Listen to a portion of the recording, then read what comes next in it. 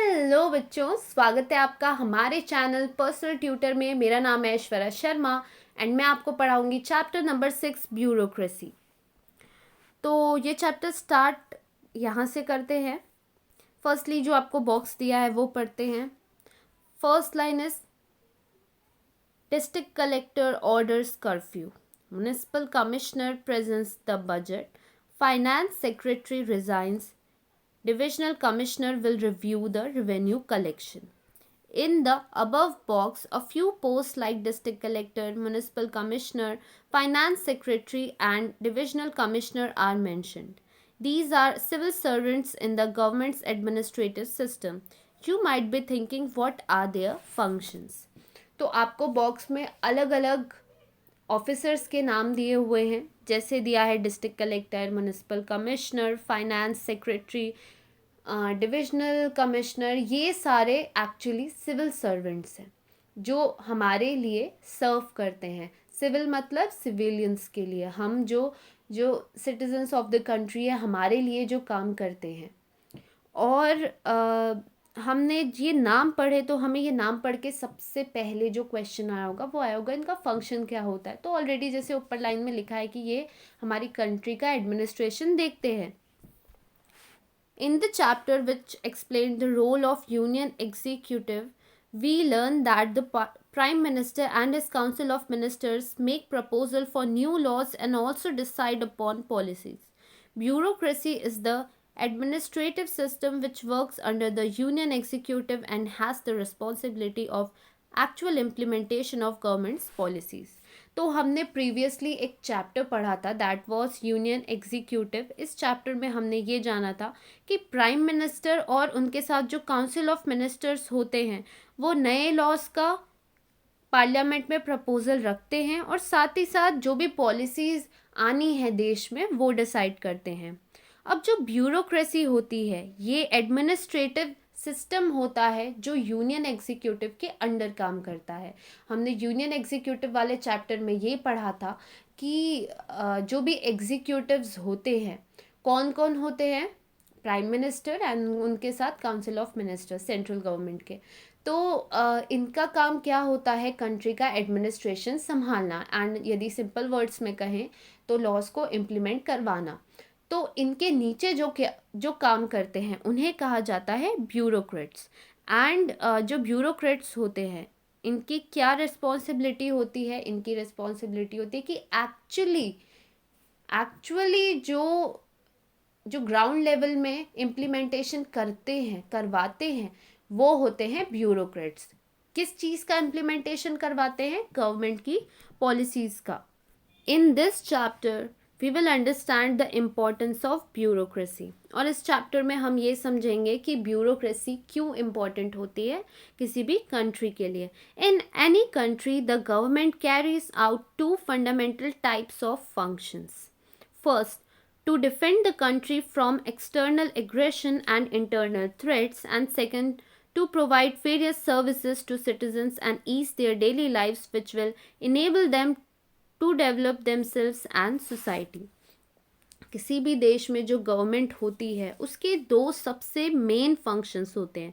सबसे पहला फंक्शन होता है कि अपनी कंट्री को किस चीज़ से डिफेंड करना, पहला एक्सटर्नल एग्रेशन।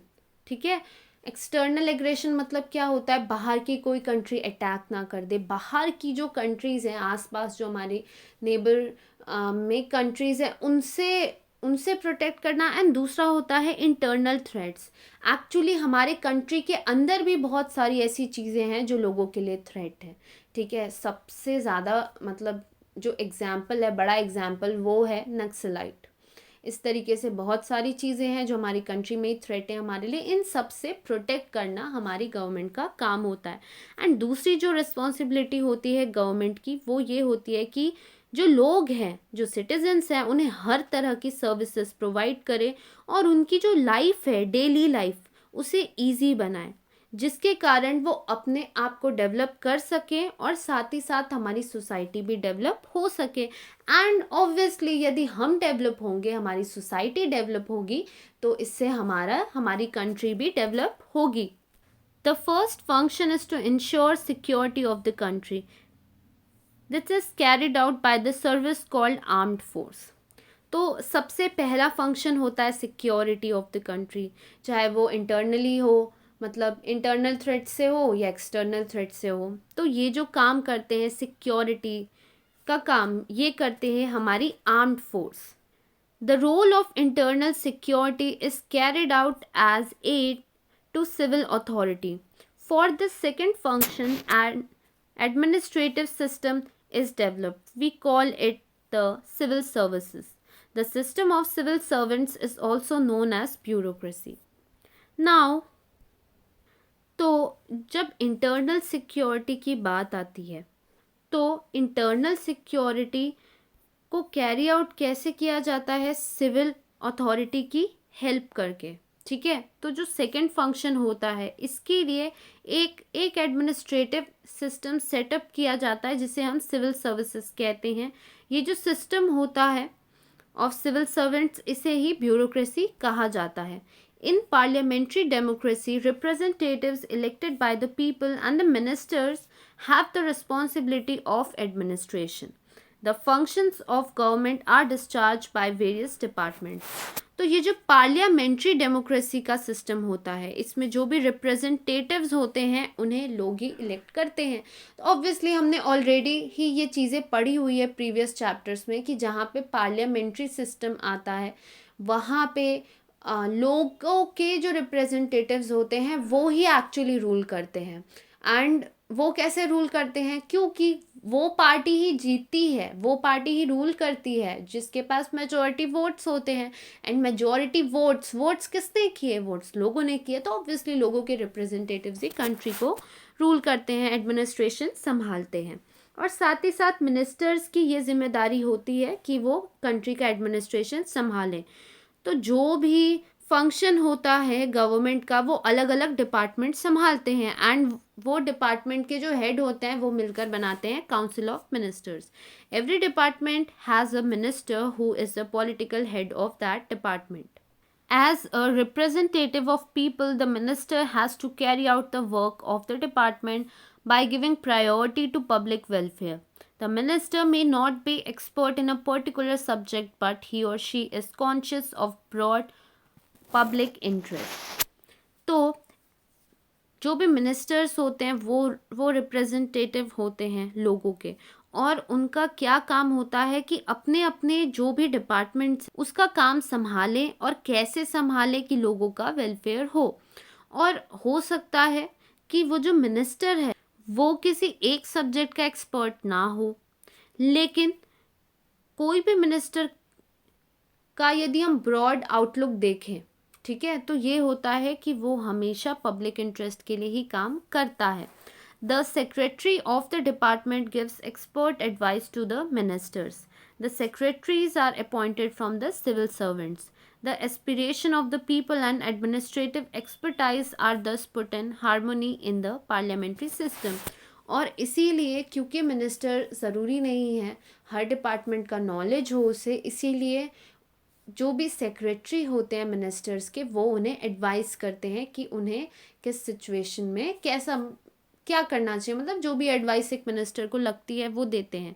और ये जो सेक्रेटरी होते हैं इन्हें कैसे अपॉइंट किया जाता है? सिविल सर्विसेज के।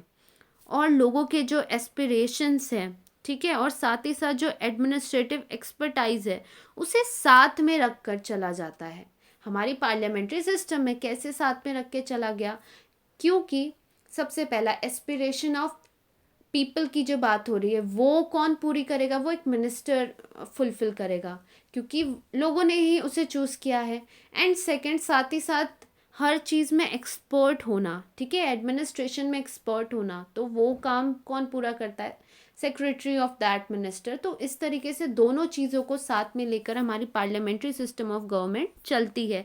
इसी कारण से ये जो सिस्टम है इसे लाया गया कि जहाँ पे एक मिनिस्टर और एक सिविल सर्वेंट साथ में काम करें। Now coming to characteristics of bureaucracy. क्या क्या कैरेक्टरिस्टिक्स होते हैं एक ब्यूरोक्रेट के या ब्यूरोक्रेसी का जो सिस्टम लाया गया उसके? सबसे पहला होता है permanent mechanism, tax collection, environment protection, maintenance of law and order, provision, regarding social security are certain important tasks that have to be consistently undertaken by the bureaucracy. तो ब्यूरोक्रेसी के जो सबसे ज़रूरी काम होते हैं, क्या होता है? टैक्स कलेक्ट करना, हमारी एनवायरनमेंट को प्रोटेक्ट करना, लॉ एंड ऑर्डर किसी भी स्टेट में मेंटेन करना, अलग अलग प्रोविजंस जो हैं सोशल सिक्योरिटी के लिए उन्हें इम्प्लीमेंट करवाना और खुद भी लोगों को प्रोटेक्ट करना, तो ये सारी जिम्मेदारियां होती है. This is possible because bureaucracy is a permanent mechanism. The Prime Minister and the Council of Ministers change after every election, but the bureaucracy under their control remains constant. It is permanent in nature. और ये possible इसीलिए हो पाता है क्योंकि bureaucracy जो होती है उसका होता है परमानेंट मैकेनिज्म. मतलब जो ब्यूरोक्रेट्स होते हैं वो हर 5 साल में चेंज नहीं होते. यदि वो अपॉइंट हो गए तो वो अपनी पोजीशन में ही रहेंगे. और प्राइम मिनिस्टर और उनके council of ministers her election के बाद चेंज हो जाते हैं, लेकिन ब्यूरोक्रेट्स हमेशा कांस्टेंट रहते हैं. Now coming to political neutrality. The bureaucracy is political neutral. This means that regardless of a political party in power, the bureaucracy is supposed to carry out the implementation of their policy decisions with the same efficiency and commitment. तो यहाँ बोलने का मतलब है कि जो bureaucracy होती है ये पॉलिटिकली न्यूट्रल होती है. मतलब जितने भी ऑफिसर्स रहते हैं इन्हें किसी भी पार्टी से स्पेसिफिकली मतलब नहीं होता है, इसीलिए इनकी जो वर्किंग होती है वो ज़्यादा अच्छी होती है. तो इसका मतलब होता है कि इन्हें किसी तरह की पॉलिटिकल पार्टी में पावर नहीं चाहिए, इसीलिए ये अपना जो भी काम करेंगे ये बहुत अच्छे से करेंगे, बहुत ज़्यादा इफ़िशियंसी रहेगी और बहुत ज़्यादा ही कमिटमेंट रहेगा अपने काम के तरफ. In this regard, the civil servants should abstain from taking a political stand or act according to their political views. If a political party fails to win election, it has to leave government, and another party that wins election comes to power. The new government may change some policies of earlier government. Even in such case, the bureaucracy is expected to remain neutral while discharging its duties.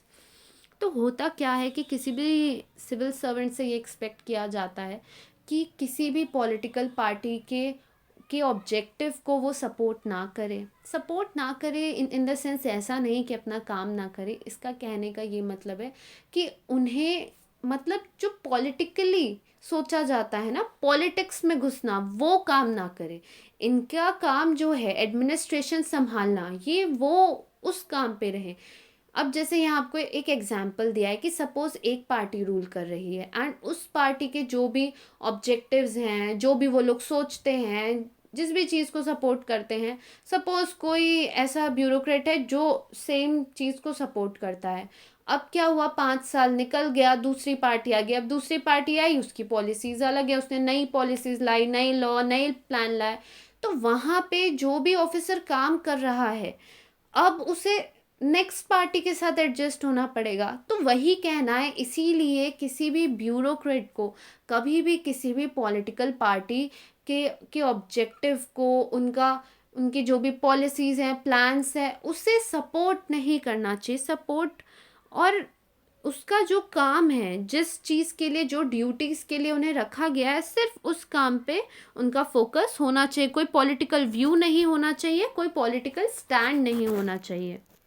Anonymity. Anonymity means that a civil service should not be held directly responsible for any success or failure of the policy. It is the minister who is responsible for the efficient and smooth functioning of the concerned departments. It is the minister who, as the head of that department, is accountable for any inefficiency. तो क्या next जो property या characteristic है वो होता है anonymity. इसका मतलब होता है किसी भी सिविल सर्विस को रिस्पॉन्सिबल नहीं ठहराया जाता है सक्सेस या फेलियर ऑफ किसी भी पॉलिसी के लिए.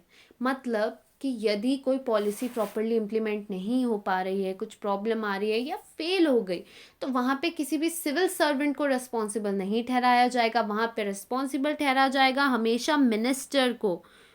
किस चीज़ के लिए? कि आपने इफ़िशिएंटली काम नहीं किया, आपने स्मूथली फंक्शन नहीं किया और अपने डिपार्टमेंट की जिम्मेदारी नहीं संभाली. ठीक है, क्योंकि एक मिनिस्टर हेड होता है अपने डिपार्टमेंट का, तो इसीलिए वो अकाउंटेबल होता है, वो जिम्मेदार होता है यदि वो डिपार्टमेंट का कोई भी मेंबर अच्छे से काम नहीं कर रहा है या कोई भी पॉलिसी, कोई भी प्लान्स फेल हो रहे हैं. Civil servants are never publicly criticized. The parliament holds the minister responsible for malpractices. In such case, the minister bears the responsibilities and protect the bureaucracy. और सिविल सर्वेंट्स को कभी भी जिम्मेदार नहीं ठहराया जाता, कभी भी पब्लिकली क्रिटिसाइज नहीं किया जाता. हमेशा जो हेड ऑफ द डिपार्टमेंट है, जो मिनिस्टर है, वो रिस्पॉन्सिबल होता है यदि कुछ भी गलत काम हुआ है तो. और ऐसे केस में मिनिस्टर की जिम्मेदारी होती है और उसे ही ब्यूरोक्रेसी को प्रोटेक्ट करना पड़ता है. तो यहाँ पे आपका लेक्चर नंबर 1 ख़त्म होता है. यदि आपको कोई भी डाउट हो तो आप हमें श्योर कमेंट सेक्शन पे पूछ सकते हैं. Thank you for watching.